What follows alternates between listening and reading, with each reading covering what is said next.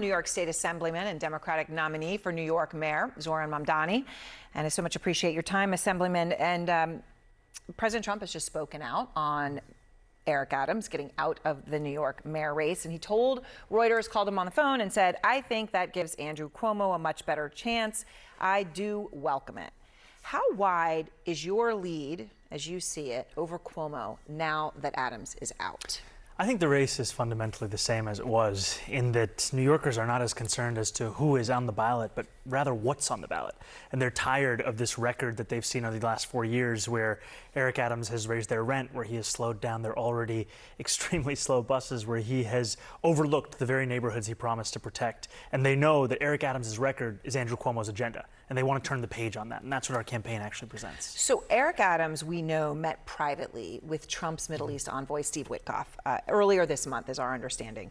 And that one of the topics was possible opportunities in the Trump administration, one of which possibly could be ambassador to Saudi Arabia. Why do you think Adams dropped out now? We are essentially 1 month from Election Day. I have to be honest with you, I think it's a fool's errand to try and understand what Eric Adams does and why he does it. What I think is clear, though, is whether we're speaking about Adams or we're speaking about Cuomo, we're speaking about supposed leaders who are willing to put their own personal ambition before the needs of the people they're supposed to serve. New Yorkers are right now under attack from an authoritarian administration in Washington. Donald Trump has ushered through legislation that will throw them off their health care, take SNAP benefits away from them, all in service of the largest wealth transfer this country has seen. And instead of fighting back against that vision, instead of fighting for New Yorkers, these politicians are looking to get on the phone with Donald Trump to see what it is that they could broker together. Do you think that there is some sort of a deal between Trump and Adams?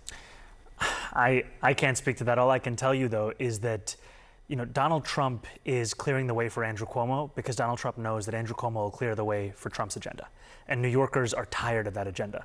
They want someone who's actually beholden to the people of this city, not to the White House. So Trump's trying to say there's money behind this. He's threatened you on social media. He said, and I'm going to just read it because he just posted it today. He's going to have problems, talking about you, with Washington like no mayor in the history of our once great city. Remember, he needs the money from me as president in order to fulfill all of his fake communist promises. He won't be getting any of it, so what's the point of voting for him?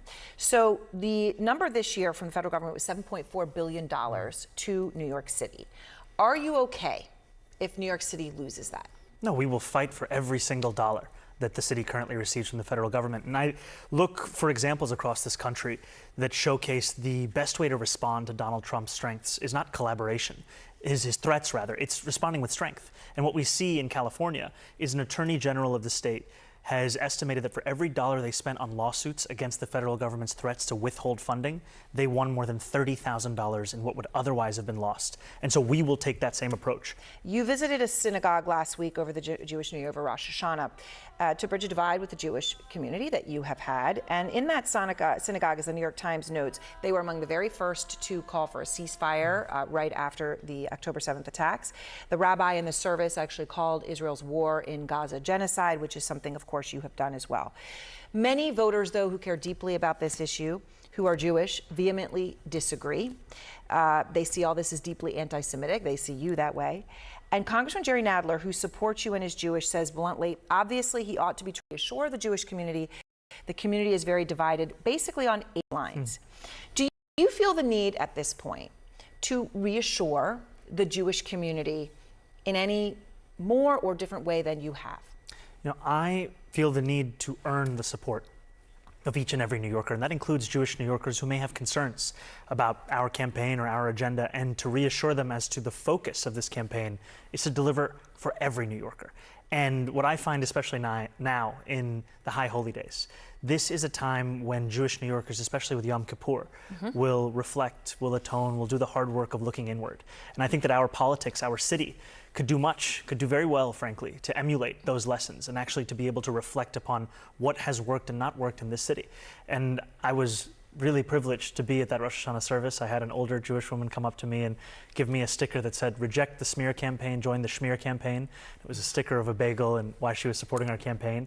And I'm looking forward to attending a number of services for Yom Kippur with Congressman Nadler as we continue to bring this message to each and every Jewish New Yorker across the 5 boroughs. So Israeli Prime Minister Benjamin Netanyahu is visiting the White House as we are talking today. He addressed the UN General Assembly here just a few days ago in New York. Now, the International Criminal Court has a warrant out for his address. They say that they accuse him of crimes against humanity. You have called, as I mentioned, Netanyahu's actions in Gaza genocide. It's going to become not just a rhetorical, but a question rooted in reality if you are mayor. As mayor of New York, you will oversee the next UN General Assembly, right, if you're mayor. Will you abide by the International Criminal Court? Will you have Prime Minister Netanyahu arrested if he's here? Look, I've said time and time again that this is a city that believes in international law. This is a city whose values are ones that deserve to actually be reflected in our commitments. And I think that our city should uphold the warrants the International Criminal Court issues, whether it be for Benjamin Netanyahu or Vladimir Putin. And also, I am not Donald Trump. I will follow the laws as they are, as opposed to bend them to my own will. So we will pursue every legal avenue to ensure that that accountability is present. And the reason for that is that the context we are speaking about, this is a man who has orchestrated a genocide that has killed one Palestinian child every hour for close to 2 years. This is someone whose conduct I hear about from New Yorkers across the 5 boroughs. And they come to me with a horror at what they have witnessed. And for some New Yorkers, a horror as to what they have lost. There was a Palestinian New Yorker who spoke to me about losing 85 members of her family who were all killed by the Israeli military in Gaza. It's unconscionable. And a mayor's responsibility is to the people of this city, but it's also an opportunity to show your values as the leader of this city. So the New York Times reported that Trump spoke with Cuomo on the phone, actually last month, and about the mayoral race. Now, Cuomo's denied this conversation took place, but this is the New York Times reporting. And as I pointed out a few moments ago, Trump has been very clear on who he backs, but it actually goes farther than that, right? He has attacked you personally and publicly like this. He's not a socialist. He's a communist, okay? This is not a socialist, man. This is a communist. I don't like to see a communist become mayor, I will tell you that. I call him my little communist. He's my little communist mayor. We should never be in a position where we're talking about a communist. We're going to end up with a communist mayor. It's not even believable, my beautiful New York. I think if a communist takes over New York City, I think that's a gift to the Republican Party. Last time you were on this program, you were unequivocal in saying you do not like capitalism. But Trump, just in those remarks there, I counted, called you a communist 8 times. Are you? No, I'm a democratic socialist. I've said that time and again. And I think it reflects the fact that whereas that identity would have been enough for Donald Trump in the past, now he doesn't even want to use that because he knows that the message of my politics is one that is connecting with New Yorkers across the 5 boroughs. It's a message of dignity in each and every person's life. And what we're seeing in these clips and what we're seeing in what Donald Trump says is he's going through the many stages of grief. First, it's denial that this could ever take place. Now it's acceptance. And still through it all, he is looking to use every tool at his disposal to help Andrew Cuomo become the next mayor of the city. So the word democratic socialist, and I put it in the context of the conversation you and I had when you said you had real issues with capitalism. That context is important. Our Isaac DeVere is reporting about your recent call with President Obama.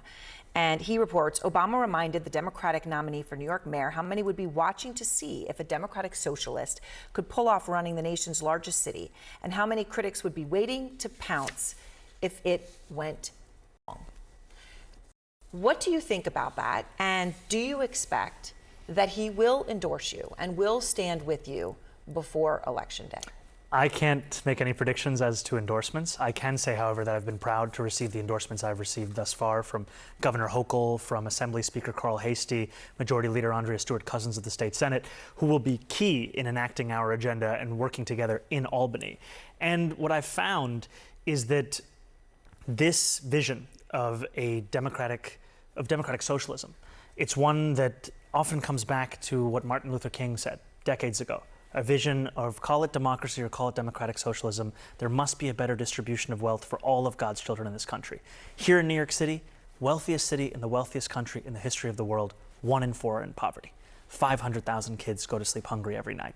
It's untenable to live with this kind of a divide. We have to actually have a politics that puts working people first. And I think to this question of being under the microscope, you know, to be the mayor of New York City is a responsibility that you must fulfill. It's also an opportunity to actually serve New Yorkers who are being pushed out of this city and to show an example of what life could be like. Do you feel when you have a conversation with Barack Obama or other leaders of the Democratic Party, Chuck Schumer, others, and Hochul's endorsed you, I understand now there's endorsed you, but on that line also business leaders in the city who consider themselves to be big Democratic donors. Do you feel that they are taking you at this point seriously, like you could win, and that they are listening to you? Or do you feel that they are not taking you seriously and that they are dismissing you as a communist? I would say that they're taking me seriously, and the most accurate measure of that is the time that is being spent. The choice to actually have those meetings, to have those conversations. It's reflective of a fact that this is a campaign that is ever expanding in its coalition. You know, the reason I sit before you as the Democratic nominee, it's not because of any endorsements. It's because of the fact that people across the city work to make this moment possible. We had 52,000 volunteers in the primary. Today we have more than 70,000. They're knocking on doors every single day with a message of affordability. And I've been proud to have meetings with those who will join our coalition to actually enact that agenda. All right. Thank you very much, Assemblyman. Appreciate your time. Thank you so much for having me.